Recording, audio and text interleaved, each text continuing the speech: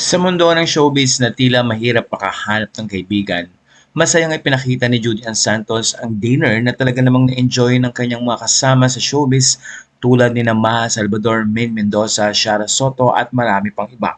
Kaya naman nagpasalamat si Judy Ann Santos sa pagbisita ng kanyang mga kaibigan. Ayon kay Judy Ann, family, friends, and a table full of love, grateful to have Shara Soto, Maha Salvador, Arjo Ataide, and Maine Mendoza with us tonight. Some finance on top of it, some sesame kimchi seeds, and some mushrooms to add some bacon underneath. And for your cold dish, we have for your Wagyu beef tartare and whole baked potato chips.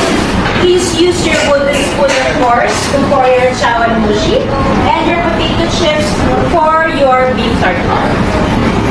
Sa puntong ito ay nagbahagi din ng mga photo sina Shara Soto at pati na rin si Maha na sobrang na-enjoy nga nila ang banding na ito.